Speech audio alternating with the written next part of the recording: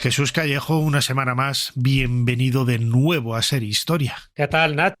En este caso, yo creo que nuestra frase primordial e inicial es va de retro Satanás y lagarto, lagarto. Total, iba a completar la frase, pero no la voy a completar. Luego te lo digo a micrófono cerrado, que aunque Vale. no sea así, parece que estamos en horario infantil casi. ¿Qué habrá pasado por tu mente? Luego te lo digo, luego te lo digo. Vale, vale. Vamos a hablar de las endemoniadas de Ludun, una ciudad francesa. Vamos a viajar al siglo XVII y desde luego pues uno de los momentos apasionantes del barroco, de la historia de la Iglesia, porque confluyeron, ¿no?, una serie de circunstancias que hizo que muchas de las religiosas ursulinas de un convento pues supuestamente estuvieran endemoniadas, ¿no? Sí, yo creo que probablemente es el caso más famoso de posesión diabólica colectiva que se conoce. En 1634 nos tenemos que ir y fíjate, ocurre en la interfaz de dos acontecimientos también brujeriles y muy mediáticos, ¿no? Uno, el que ocurrió en Zugarramurdi, en el proceso de Logroño de 1610, y el otro, el que más tarde ocurriría en Salem, las brujas de Salem de 1692. Pero allí fue en Estados Unidos. En este caso, estamos hablando de Francia, de Ludun, que tristemente se hace famosa por el convento de Ursulinas de esta localidad, que supuestamente fueron hechizadas por un sacerdote, Urbain Grandier, y que hay más tejemanejes. No solo estamos hablando de supuestas posesiones, y recalco lo de supuestas, porque luego te daré un poco mi opinión, ya conspiraciones políticas por medio, Richelieu, como no, Richelieu tiene que estar también metido en este tinglado, y también la personalidad, el carácter de Urbain Grandier, un personaje curioso, ¿no? Porque era muy carismático, muy culto, muy guapo, de gran elocuencia, pero también generó muchas amistades y muchas enemistades. Un sacerdote que estaba en contra del celibato, así que no tuvo ningún problema en acostarse con varias mujeres, tener amantes, y eso, por lo que sea, no estaba bien visto en la Por sociedad lo que sea, puritana ¿no? de Llámame Francia, tonto, por lo que llámame sea, ¿no? transgresor. Entonces, este es el caldo de cultivo en el que nos vamos a manejar, donde además hay una superiora del convento que también pues tuvo su protagonismo, ¿no? Por una parte porque se enamoró de este sacerdote y segundo porque fue la causante de estas posesiones donde los demonios, y no uno ni dos, sino prácticamente todo un catálogo de demonios pasaron por allí haciendo de las suyas y donde empezaron a tener visiones, convulsiones, en fin, todo tipo de parafernalia brujeril y satánica que te puedes imaginar fue un caso muy mediático con el enjuiciamiento, el procesamiento y la ejecución de Urbain Grandier y lo que significó, porque estas posesiones, si realmente el protagonista, el culpable de todo esto, hubiera sido este sacerdote, con un pacto satánico por medio, pues ahí se hubiera terminado. Pero qué va, le chamuscan al pobre hombre y las posesiones todavía continúan. Y la monjita pues se hizo una celebridad, dando charlas por ahí en distintos conventos de Francia, contando sus posesiones. En el fondo, un poco te lo resumo, es con la historia de una histeria. Ujú. Totalmente. Yo creo que lo has definido de una forma brillante. Tiene sus cosas, ¿no? También, sus curiosidades, casi desde el punto de vista antropológico, porque, bueno, la histeria viene también apoyada pues por unas creencias, ¿no? Unas creencias que son las que en esta época tenían pues más vigor, ¿no? Si te parece, Jesús, como siempre tenemos aquí delante el teclado de nuestro cronovisor, nuestra máquina del tiempo. ¿Cuál es la fecha que nos propones en esta ocasión? Mira, la fecha es el 30 de noviembre de 1633.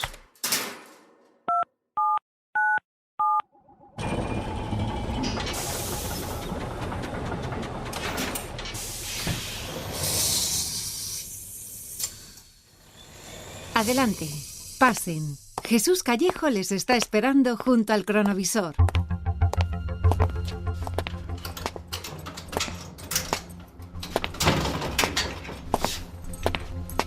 Jesús, estamos en una prisión con esas puertas que escuchamos cerrar, ¿no? Esos candados de hierro que impiden la salida y la entrada. ¿Dónde estamos? Pues es una cárcel, tú lo has descrito muy bien. O sea, el cerrojo este cerrándose detrás de nosotros, menos mal que tenemos poderes paranormales. Y este cronovisor que hace maravillas. Pues mira, estamos asistiendo, ahora contaremos un poco los antecedentes, ¿no? Pero estamos asistiendo al encarcelamiento de Urbain Grandier, en fin, este otro protagonista de la historia, en el castillo de Angers. Ya hay acusaciones de que él es el que está embrujando a las monjitas, a las ursulinas. Se ha registrado su domicilio y se ha encontrado un pacto satánico escrito en latín y al revés. Luego te diré lo que pone.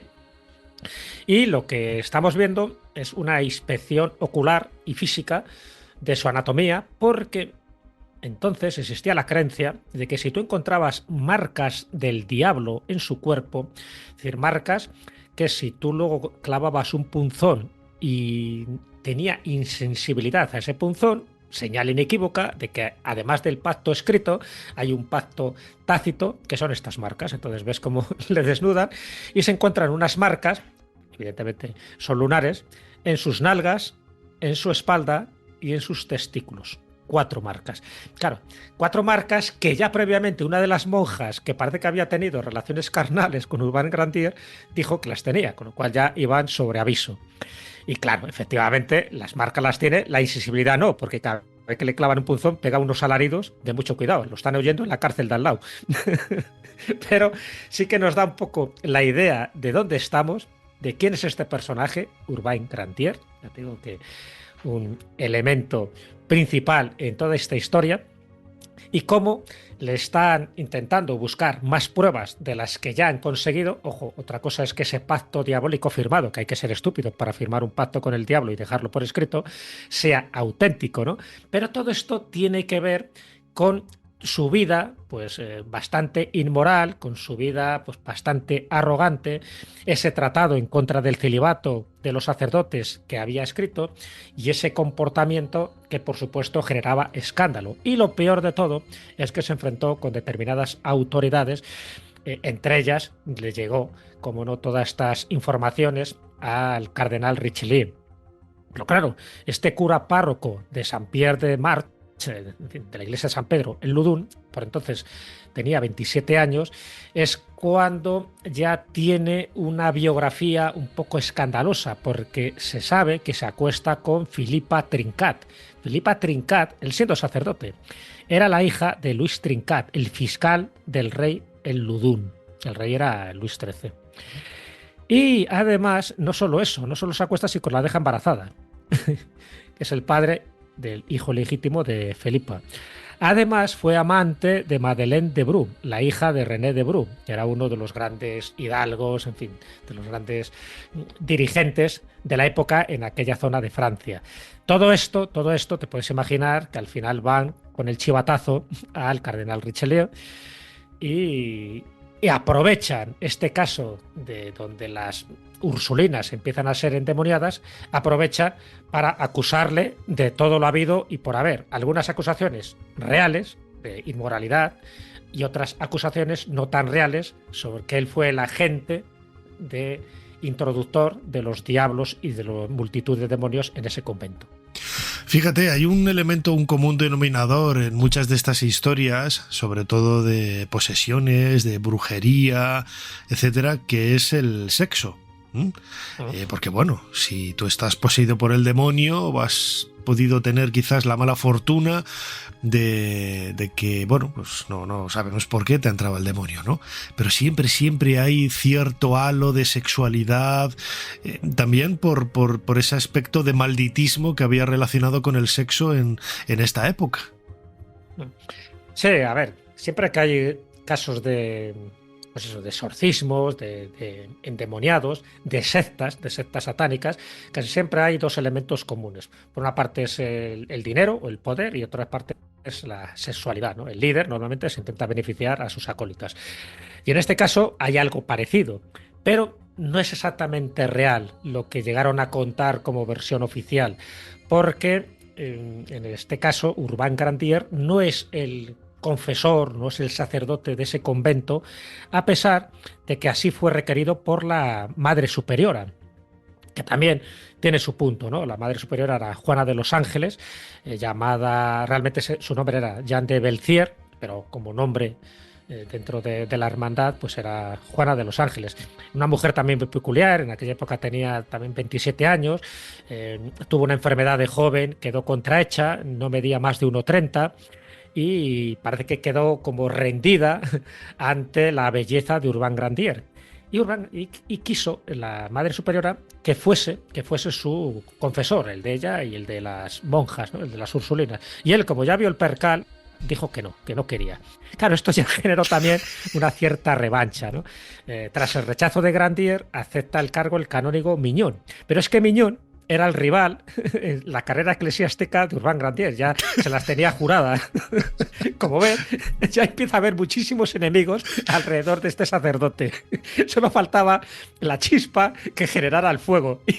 Y nunca mejor dicho, porque al final, en el otoño de 1632, las monjas empiezan a ser testigos de extrañas apariciones, en fin, en ese convento. Apariciones sobrenaturales, se empiezan a dar casos de visiones de fantasmas, de bolas negras que van pasando por los pasillos y las celdas del convento.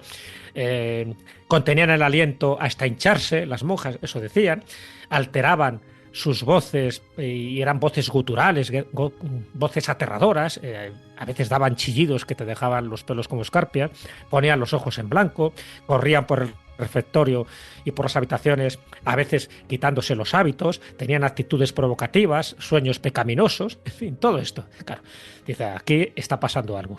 No hace falta ser muy listo para saber que algún tipo de fenómeno natural, sobrenatural o histeria colectiva se estaba generando, ¿no? Claro, en aquella época, estamos hablando del siglo XVII, pues siempre el listo de turno, posesión diabólica. Y a partir de ese momento se empiezan a hacer exorcismos. Y lo que sale de estos exorcismos es de traca. Luego te cuento. Bueno, desde luego, estamos en un contexto histórico que ya desde el siglo XV prácticamente la Inquisición pues era la que, bueno, pues perseguía un poco las bondades y las virtudes y las maldades que pudiera haber en el entorno de la sociedad. Vamos, si te parece, Jesús Callejo, crononauta, a escuchar a nuestro común amigo Fermín Mayorga, es compañero también de tu podcast La Escóbula de la Brújula, en un corte que ya de una entrevista de nuestro archivo aquí en Ser Historia, donde habla de dos cosas interesantes. Primero, el nacimiento de esa Inquisición y sobre todo un caso muy parecido al de las endemoniadas de Ludum que se dio en España a mediados del siglo XVIII, en Corella, en Navarra, con un conjunto de monjas también endemoniadas. Vamos a escucharlo. Bueno, realmente allá por el año 1270 empieza a fraguarse, sobre todo en Francia, ¿no? Cuando hay que actuar contra los cátaros albigenses por todo lo que tenían como secta para la Iglesia Católica y que había que de alguna forma pues aniquilar, ¿no? Pero en España realmente hasta los Reyes Católicos y con la complicidad de nuestro Papa español, de Borgia, que es el que va a apoyar en todo momento la Inquisición, le va a dar carta blanca a Isabel y Fernando para que precisamente sean ellos los que toquen ese tema y pongan ellos mismos, le da bula para que Isabel y Fernando pongan los inquisidores y a la vez también los puedan sacar cuando lo crean conveniente. A partir de 1478, se instaura en España la Inquisición y a partir de prácticamente 1480 empiezan ya a actuar como tal, sobre todo con las comunidades judías, impresionantes comunidades judías que teníamos en España, de españoles. Cuando hablamos de judíos no estamos hablando de gente venida de Israel, sino de españoles nativos, nacidos y criados, que tenían una forma de pensar diferente en ese momento donde España se conjugaban perfectamente las diferentes culturas, hasta que lógicamente con Isabel y Fernando todo se va al traste y empieza esa persecución contra el hombre simplemente por pensar de forma diferente a los cánones establecidos o que a ellos en ese momento les interesaba establecer. En Corella, por ejemplo, hay un caso donde 7 monjas, de las cuales algunas de ellas fueron obligadas a tener que meterse con una edad de 12-13 años en dicho cenobio, van a crear una secta satánica dentro de ese convento y van a empezar a adorar y a tener como esposo a Satanás dejando de lado a Cristo y al Dios de los cristianos. Van a empezar a azotar las imágenes, a ultrajarlas, van a comenzar a tener pues deleites sexuales dentro del convento, con partos incluidos, partos que además no era de una determinada monja, sino de esas 7 monjas, niños que iban a ser asesinados por ellas mismas, ahogados, te dice el documento, y además enterrados en la huerta del convento, pero siempre con muchísima precaución de que el hortelano no descubriese el lugar donde estaban enterrados los fetos.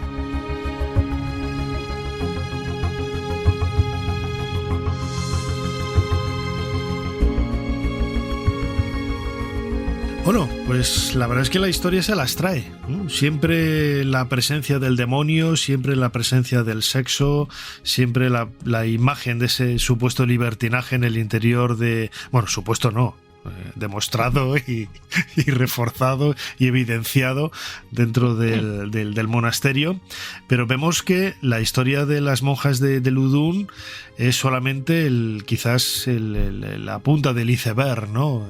Porque se dio en muchos más sitios, aunque quizás el de Ludun es uno de los casos más documentados. Sí, fue muy documentado, claro, sobre todo por los personajes que estuvieron ahí implicados. Es que cuando empiezan los exorcismos, bueno, eso era un circo del infierno, así lo bautizó también un poco la prensa, entre comillas, de la época, ¿no?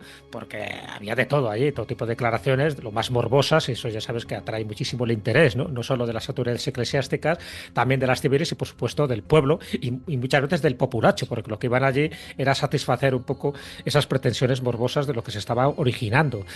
Claro, a ver, dentro de ese contexto que te estaba contando, Miñón, el padre Miñón, el que era un rival de Urbain Grandier, pues empieza a llamar a exorcistas para empezar a exorcizar a estas monjas, ¿no? Porque, a ver, la única forma de saber la verdad es conocer el testimonio de estos entes diabólicos que las han poseído. Y por supuesto, empezando por Juana de los Ángeles, con estas convulsiones de las que ella hacía gala. Bueno, conclusión, llegan allí, la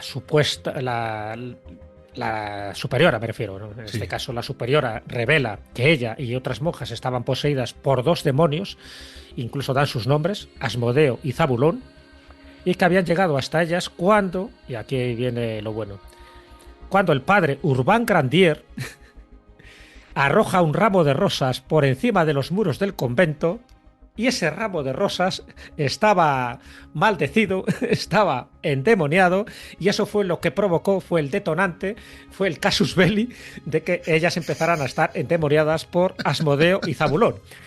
Que estos eran los 2 primeros de los muchos que luego empezaron a desfilar por ese convento. Esto llega a oídos del arzobispo de Burdeos. Una pregunta, Jesús.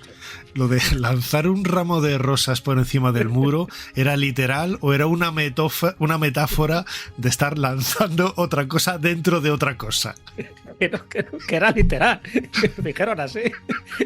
Porque puede ser que lanzara un ramo de rosas, ya ves tú, sin ningún tipo de intención de hechizarlas.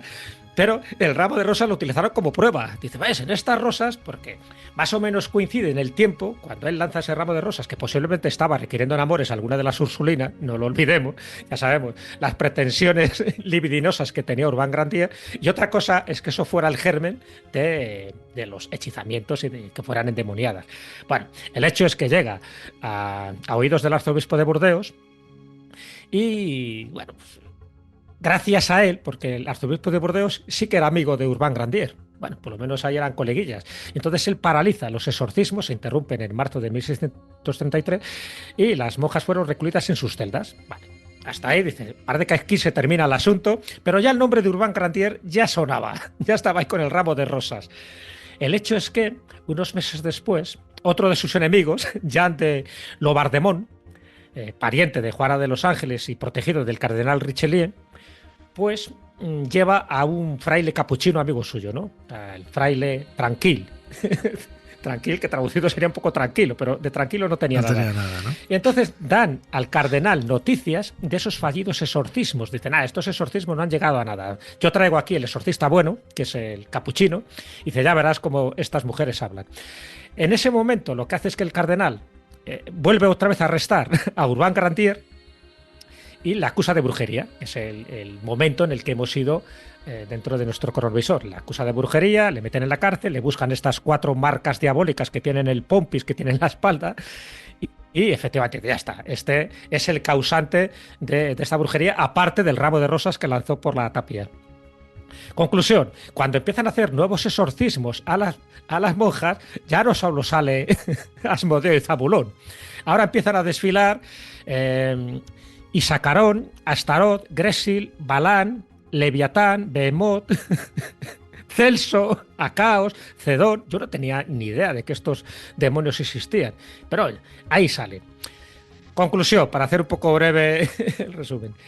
El 18 de agosto de 1634, Urbain Grandier fue condenado a muerte. Le torturan, le llevan a la plaza del mercado de Ludun, le dicen como algo de... Bueno, le proponen un poco que si se declara culpable, le estrangulan antes de ser quemado. Sabes que estrangularte era como una medida de gracia, por lo menos para que no sufrieras, en fin, los rigores de quemarte vivo. Él sigue diciendo que él es inocente, que no tiene nada que ver en toda esta conjura, así que no le estrangulan y le queman vivo. Pero, y aquí viene un poco lo interesante, porque momentos antes, cuando le dicen si tiene las últimas palabras que decir, ya que no quiere confesar su culpabilidad, y el párroco se niega y dice: declaro solemnemente que nunca fui hechicero, que nunca cometí sacrilegio, ni conocí otra magia que la de la Biblia. Nada, ni caso, no le estrangulan. Y cuando ya está atado al poste, sus últimas palabras fueron, lo digo un poco porque hasta el último momento defendió su inocencia, dijo: Dios mío, tened piedad de mí, Dios, perdónalos, perdonad a mis enemigos. Esas fueron sus últimas palabras. Lo cual esto me llama mucho la atención porque, claro, dices, si realmente este fue el culpable, si realmente fue el que las hechiza o las da algún tipo de conjuro o de ritual para que se produjeran esas declaraciones, ¿no?, de endemoniadas, debería terminar aquí todo el asunto una vez que él ha sido ejecutado, una vez que ha sido quemado. Pues no, porque en contra de lo que cabría esperar, tras la muerte de este supuesto hechicero, del párroco y de este pacto del diablo que se encontró, debería todo terminar. Y sin embargo, continúa. Juana de los Ángeles empieza a tener más sesiones de exorcismos donde asegura que el demonio Balán, antes de marcharse derrotado, le dejó escritos de forma indeleble en la mano izquierda, con los nombres de Jesús, de María, de José y de Francisco de Sales. El propio demonio, fíjate tú qué contradicción, o sea, el propio demonio escribe los nombres santos. Bueno, un poco como curiosidad, ahora te cuento un poco las consecuencias que continúan después de la ejecución de Urbain Grandier, pero si te parece, te digo lo que este pacto del demonio ponía. Te lo digo porque ha sido como un documento muy utilizado, ¿no? Cada vez que se habla de pactos del demonio sale esta declaración de Urbain Grandier. Bueno, que realmente eran 2 pactos, ¿vale? Por cierto, que están en la Biblioteca Nacional de París. Uno sería un juramento de fidelidad al diablo con su propia firma, y el otro es una lealtad que hace un grupo de demonios y que está escrito al revés, en latín, a cambio del amor de una serie de mujeres. Leo solo una parte de este pacto con el diablo, pero que es muy interesante para que veas, y desde mi punto de vista, pues una acusación totalmente falsa y una prueba inventada precisamente para encausar a Urbain Grandier. Dice: Nos, el muy poderoso Lucifer, secundado por Satanás, Belcebú, Leviatán, Astaroth, Asmodeo y otros, hemos aceptado en el día de hoy el pacto de alianza con Urbano Grandier, que se nos entrega, y le prometemos el amor de las mujeres, la flor de las doncellas, el honor de las monjas, las dignidades, los placeres y las riquezas. Y en virtud de este pacto vivirá 20 años feliz en la tierra de los hombres y vendrá luego con nosotros a maldecir a Dios. ¿Tú te crees que esto lo va a escribir un sacerdote y encima dejarlo eso por escrito, porque sería la prueba más estúpida que puede aportar a alguien que realmente ha hecho un pacto con el diablo? La verdad es que hay reflexiones que se pueden hacer un poco de la... Es que son argumentos tan ingenuos, tan naif, que cuesta no creer que en aquella época, en el siglo XVII, bueno, pues por las supersticiones, por la ignorancia, por absolutamente todo, se pueda pensar que eso tiene algún tipo de peso, ¿no? No, desde mi punto de vista no tenía ningún peso. A ver, todo esto forma parte, yo creo que de dos cosas. Primero, la tirria que le tenían a Urbain Grandier, por muchas cosas de las que te he comentado, y evidentemente esto llega a oídos de Richelieu, que por cierto hizo o escribió un libelo en contra de Richelieu porque se negaba a destruir un castillo de Loudun, y uno de los que se opuso a esa destrucción del castillo, que consideraba que era patrimonio, ¿no?, de esa localidad, pues claro, eso no le gustó nada, que Richelieu se le negara un poco ese privilegio de poder destruir lo que él quería. Y por otra parte, sí que hubo algún tipo de histeria colectiva provocada no por Urbain Grandier, sino sencillamente porque posiblemente esta madre superiora, esta Juana de los Ángeles, era casi de tratamiento psiquiátrico, porque se sabe lo que ocurrió posteriormente. Bueno, todo esto que te estoy contando, como este legado, al final surgen obras literarias y películas. Posiblemente la obra literaria más conocida son Los demonios de Loudun, de Aldous Huxley, y una adaptación cinematográfica que ha sido de este caso, que es una película, The Devils, de 1971, de Ken Russell. Pero luego, un poco por terminar ya, ¿no?, todo este episodio, estas trapisondas de las endemoniadas de Loudun, claro, hay que seguir un poco el recorrido de esta mujer. Y el recorrido de esta mujer es que ella va dando charlas por toda Francia, contando su historia. Fue tratada como una santa. Visita la tumba de Richelieu agradeciéndole su papel en estos eventos de Loudun, porque en el fondo pues un poco reforzó, ¿no?, como su aura de santidad. Escribe unas memorias y donde describe la lucha contra el demonio y el triunfo espiritual. Pero claro, es que todo esto lo que hizo fue acrecentar la fama de este convento de Loudun, que no te puedes imaginar la cantidad de gente que iba allí. Y por supuesto, cuando tú vas a un lugar o tienes una reliquia o porque tienes un caso de endemoniada, la gente dejaba allí su dinero, en fin, compraban también recuerdos del convento, el negocio del convento, hasta que desaparece ese negocio, desaparece en el siglo XVII, no, en el siglo XVIII. Imagínate, o sea, que había toda una intención crematística alrededor de todo esto.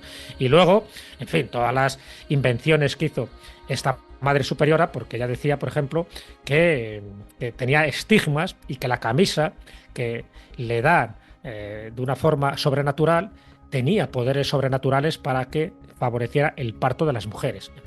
Como ves, todo esto tiene un tufillo, azufre, un tufillo más natural que sobrenatural. Antes, claro, la gente no nos ve, ¿no?, pero estábamos los dos muertos de la risa, yo por lo menos, ¿no?, cuando has estado hablando de esa pobre mujer contrahecha, esa religiosa, esa monja de 1,30. Yo me he acordado de una escena, creo que es de Zeffirelli, la película. Es una película cómica en donde sale una monja enana, la Mona Canana, que la traen para convencer a una persona que se ha subido a un árbol para que baje, ¿no? Y están todo el rato con la Mona Canana para arriba y para abajo, y la suben al árbol, y es una escena desternillante, ¿no? Creo que es de Zeffirelli la película, no recuerdo ahora el dato. Pero bueno, este tipo de actos, ¿no?, son muy comunes, ¿no?, ya para ir acabando, Jesús, en todas las religiones, ¿eh? Vamos a escuchar, realmente no tiene nada que ver con el tema, bueno, sí que tiene que ver todo, ¿no?, pero claro, es un contexto religioso absolutamente distinto. Vamos a movernos al Islam, y ahí también se cree, ¿no?, a través de libros supuestamente mágicos. Hay uno de ellos que es el Shams al-Ma'arif, que es un libro prohibido en algunos países árabes, con el que tú puedes llegar a un acuerdo con un demonio y puedes conseguir absolutamente todo, ¿no? Es decir, lo mismo que sucedía en el siglo XVIII, en nuestro contexto del barroco, todavía hoy gente lo sigue pensando en el siglo XXI. Vamos a escuchar, yo lo utilicé para mi podcast Dentro de la Pirámide. Está en la voz de nuestro compañero Julio López.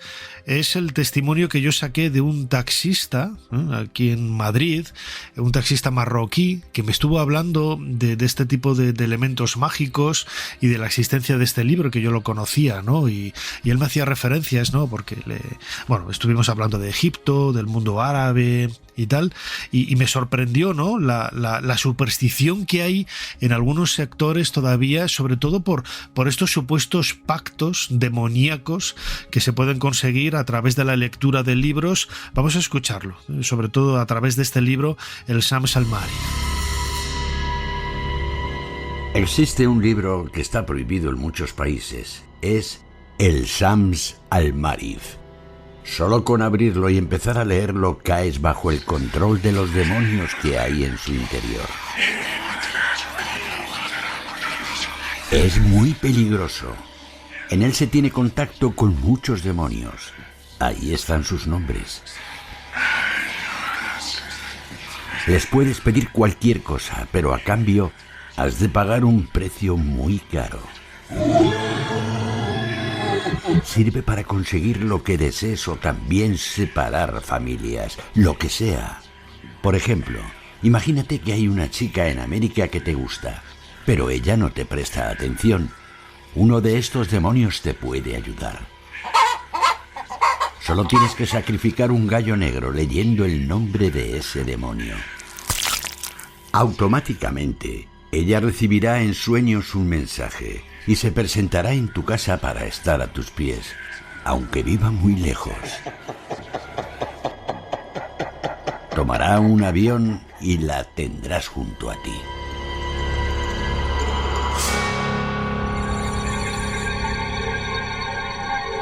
El Shams al-Marif también se usa para buscar tumbas en Egipto. Has de hacer el sacrificio de una persona. Luego tienes que mezclar su sangre con sémola. El siguiente paso es esparcir esa sémola impregnada en la sangre mientras lees el nombre de esos demonios en la zona en donde está la tumba con sus tesoros. Aunque sea un área enorme de varios kilómetros cuadrados, cuando vayas al día siguiente, la sémola se habrá concentrado sobre un solo punto. Ahí es donde está la tumba.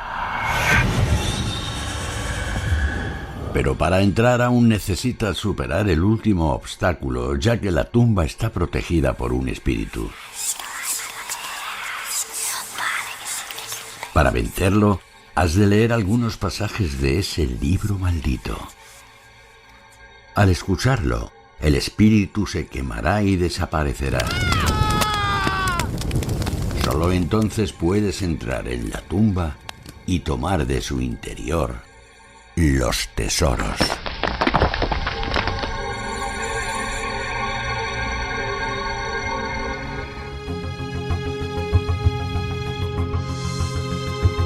Jesús, como sucedía en el siglo XVII con estas pobres mujeres de Ludun, había intereses que van más allá, ¿no? En este caso, un poco aprovechándose de la ignorancia de algunas personas, se busca, pues, no sabemos el qué, ¿no? Pero es algo que marca un poco la identidad de muchas sociedades y de muchas religiones, incluso hoy, en pleno siglo XXI. Y no estamos hablando de una forma despectiva del judaísmo, de la religión musulmana, también en el cristianismo. Muchas cosas relacionadas con supuestas apariciones marianas también están encaminadas a esas supersticiones, ¿no? Que en definitiva lo que quieren es sacarte dinero. Bueno, había un poco de todo. Es verdad que, ya te digo, aquí hay más rivalidades políticas y más que demonios. Lo que pasa es que el demonio en este caso se utilizó como un ariete, pues eso, para hacer de su capa un sayo, en este caso para quitarse a un enemigo del medio, como era Urban Grandier, pero luego para intentar enriquecer a un convento que de otra forma pues tú no hubieras ido, ¿no? De hecho, ahora mismo la gente que va a Ludun sigue acudiendo a este lugar. Entonces, evidentemente, hay un poco de todo, y la creencia en espíritus, tanto buenos como malos, no solo es algo del pasado, sino que a día de hoy todavía hay exorcistas, y si hay exorcistas quiere decir que hay casos de endemoniados. Que lo creamos o no, eso es otra historia. Desde luego que sí, es un poco lo que hemos querido contar en este cronovisor especial dedicado a las endemoniadas de Ludun en Francia, en este primer tercio del siglo XVII, y que hemos abordado en el cronovisor junto con nuestro crononauta Jesús Callejo. Jesús, como siempre, va de retro Satanás, ahora te diré cómo sigue la frase. Muchísimas gracias de nuevo. y nos seguimos viendo aquí. Gracias por ayudarnos a hacer un poquito más de historia y nos seguimos viendo y escuchando la semana que viene. Pues nada, muchísimas gracias a ti. En este caso hemos hecho un poco esa otra historia, la más oculta, la más sobrenatural, pero también forma parte de nuestra forma de entender la realidad. Así que sin Satanás, nos veremos la próxima semana. Para no perderte ningún episodio, síguenos en la aplicación o la web de la SER, Podium Podcast o tu plataforma de audio favorita.